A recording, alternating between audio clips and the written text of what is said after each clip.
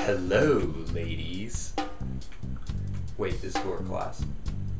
Oh, awkward. And gentlemen. Today, we're going to be talking about drugs, alcohol, relationships, and sex. Let us first start off with alcohol. A lot of college students these days like to engage in binge drinking. Binge drinking is bad for you. But first we must evaluate what is binge drinking. Binge drinking is when you consume 4 or 5 more alcoholic drinks, depending on whether you're male or female.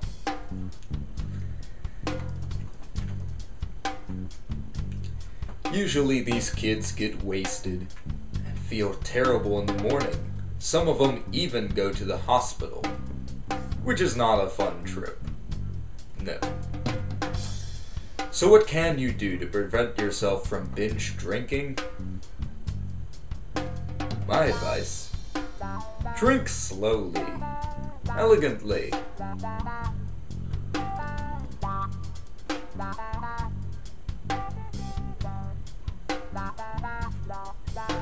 Impress your friends with how suave you are. That's my advice. However, some of you children these days like to consume what's called beer. Understandable, but certainly not as elegant.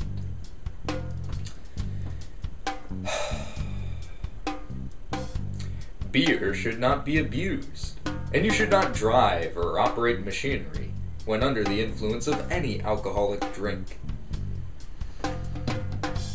And I don't care how peer-pressured you are. I don't care if that LMFAO song tells you to have shots. Use alcohol carefully. Serious consequences can happen if you don't.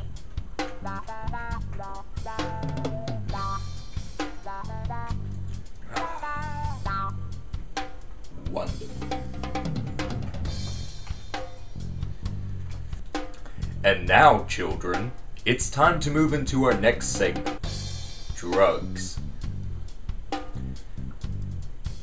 One advice I could give you is just say no. However, let's be honest. How often has that worked? Many kids get into drugs without even knowing or thinking much about it. Many of you are peer pressured into thinking drugs are cool. However, getting into drugs and abusing drugs, especially ones that are addictive, such as cocaine or heroin, can really mess you up over time. Look at Charlie Sheen. Man, poor helpless soul. Now, I'm going to give you some warning signs that you should look for. And if you see these warning signs in yourself or your friend, you or your friend might need serious help.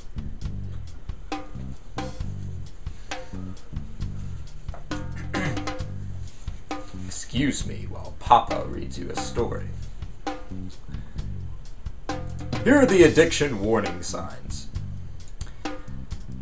First one, feeling you need to be high to have a good time. Being high more often than not.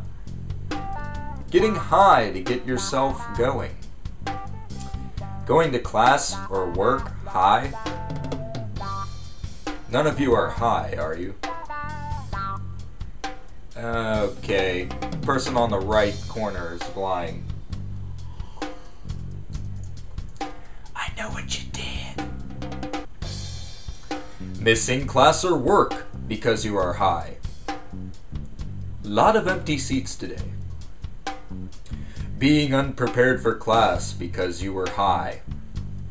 feeling regret over something you did while you were high, driving while you were high, having a legal problem due to being high. Now that's a tricky one. Good luck getting yourself out of that one. Behaving while high in a way you wouldn't otherwise. Being high in non-social, solitary situations. Thinking about drugs or alcohol much of the time. Avoiding family or friends while using liquor or drugs.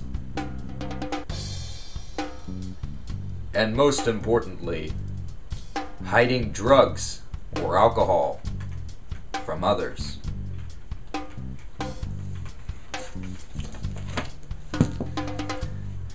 Now, if you are hiding your alcohol or drug use from others, it is not only damaging to you, but it is damaging to your entire life and everyone around you. If you are doing drugs, just stop. It's not worth it. However, there is help.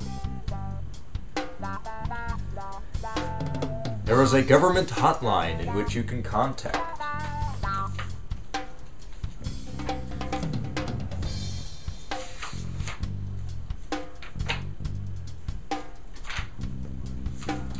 This government hotline is very helpful for those who are going through alcohol or drug abuse. I highly recommend it. Cindy, the receptionist, she's really good with people.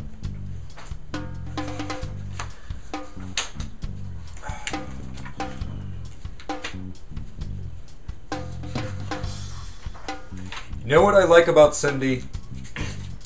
She really is a people person. She knows what you're going through, and she's done it 100 times. She really knows how to talk to you. And even if you don't get Cindy, there are lots of people who will also help you. And how do you get started? There's a wonderful hotline you can call. You can call the National Clearinghouse on alcohol and drug information at 1-800-729-6686.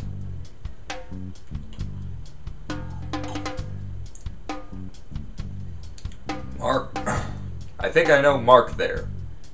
He's cool.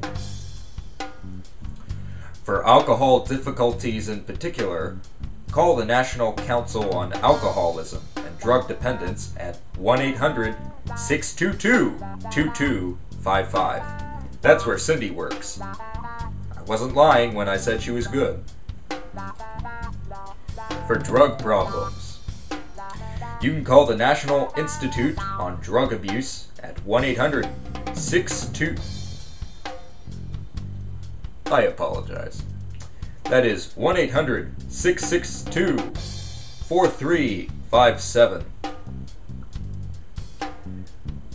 I'm trying to remember if I know anyone from there.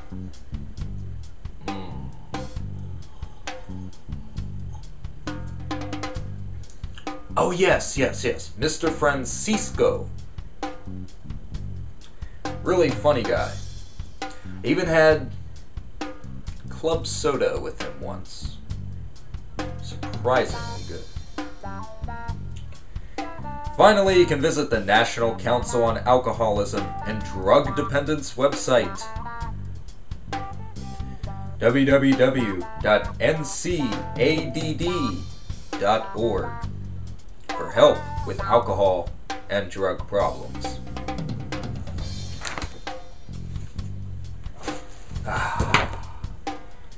You see, kids, there are lots of opportunities in which you can take advantage of as far as managing your alcohol and drug use. All it takes is a phone call or a mouse click.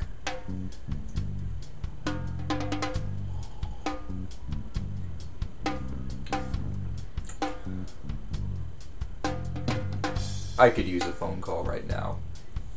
Oh, Cindy, Cindy, look at me now.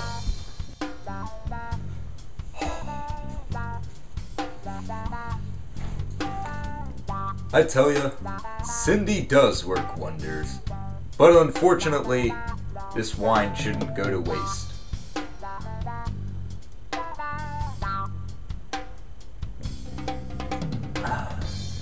Alright, kids. Now it's time for the R word. Is it roofies? No, you kids are thinking too dirty.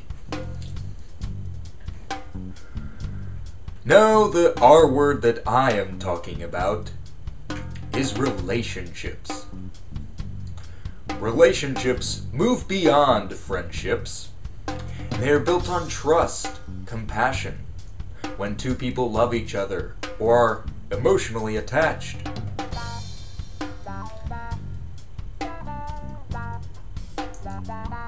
They share their feelings and understandings with each other. They share responsibilities. They help each other out when they need it. One thing we can do to keep our relationships going is listen to them and communicate, as I will demonstrate for you now. To keep up a good relationship, all of us must communicate. One way I like to do it is by telephone.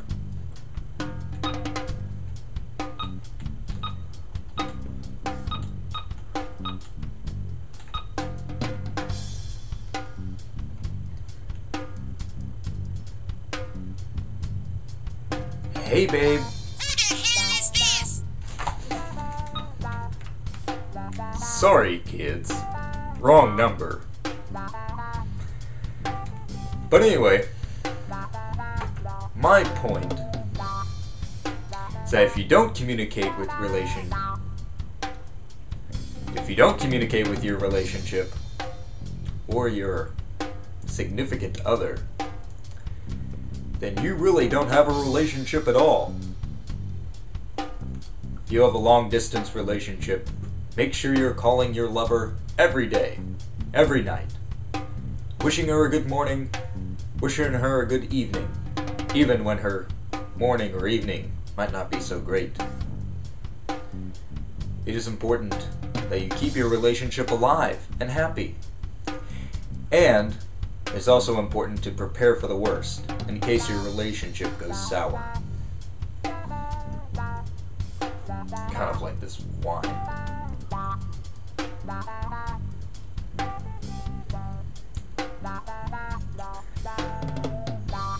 Now comes a part of our relationship talk.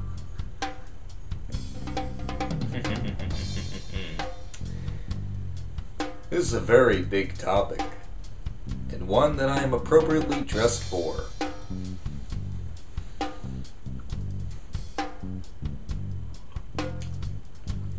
That's right, kids. I'm talking about sex. First of all, we must evaluate, how does one decide about sex?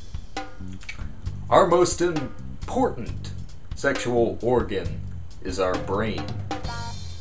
Now, I know what some of you guys are thinking about what we think with, but shut up.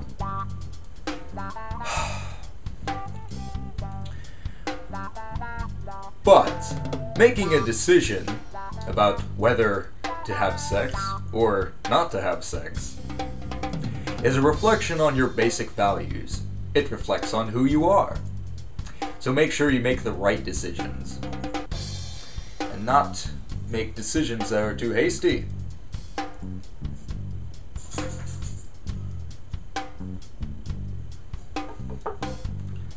Now,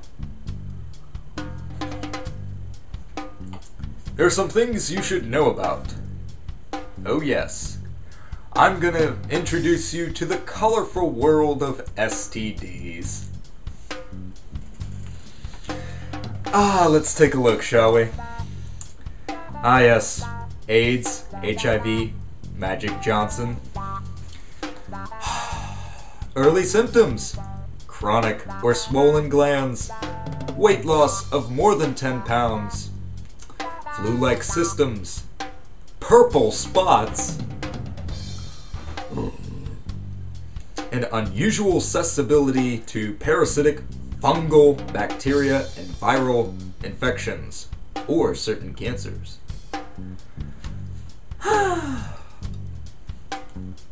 Another one, chlamydia. That's a fun one. Many infected people have no symptoms, but when present, the most common are the following: pain, burning, or itching sensations with urination. Ladies, vaginal infections may be associated with abnormal discharge. Oral infections may be exhibited by a sore throat, but usually have no symptoms. Penile infections may be associated with a yellowish discharge. Fun. Gonorrhea. What? No. Sorry.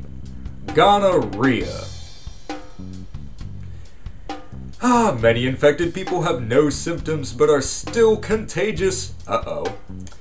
Most common symptoms are the following: pain or burning or itching sensations with urination. Vaginal infections may be associated with abnormal discharge. Oral infections may be exhibited by a sore throat, but usually have no symptoms. And penile infections may be associated with a yellowish discharge. So, if you have any of those symptoms, you either have chlamydia or gonorrhea. They both have the same symptoms, so call your doctor. Ooh, wonderful. The hepatitis family. Hepatitis A. Symptoms for hepatitis A and B will be similar: nausea, vomiting, diarrhea, fatigue, lack of appetite, dark urine, light stools, and/or abdominal tenderness. Hepatitis B. Symptoms for hepatitis A and B will be similar: nausea, vomiting, diarrhea, fatigue, lack of appetite, dark urine, light stools, and abdominal tenderness. Call your doctor to see whether you have A or B. Oh, wonderful! Genital herpes. It's a cluster of tender, painful blisters, ulcers, or sores, typically on or around the lips, mouth, genitals, or anus. Symptoms may be very mild or not present at all, but people are still infected and contagious. Blisters, ulcers, and sores last 1 to 3 weeks during initial outbreaks. Lesions heal, but a person still has herpes. Lesions commonly recur without being re-exposed to the disease. Genital warts. Small, bumpy, cauliflower-looking warts that are usually painless and appear on or around the genitals or anus. Itching and burning around the lesions may occur, but such symptoms are rare. Infections without symptoms are common. Now, what can you do to prevent these STDs? Know your sexual partner, and know him or her well. That's right, kids. Prevent the exchange of bodily fluids during all sex acts.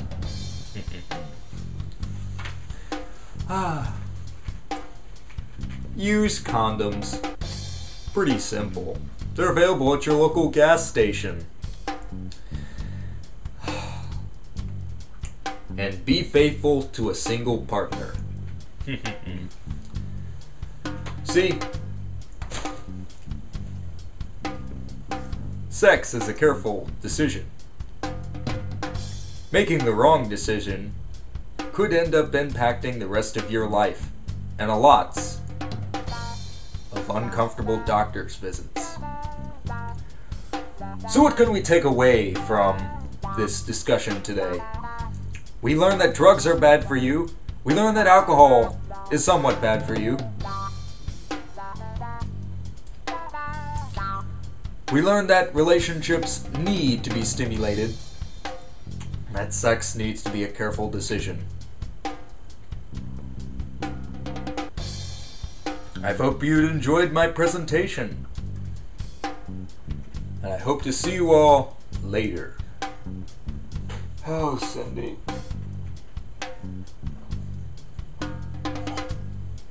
Ah, Cindy. My wine is just too good. I'm so sorry. I didn't mean to hurt you.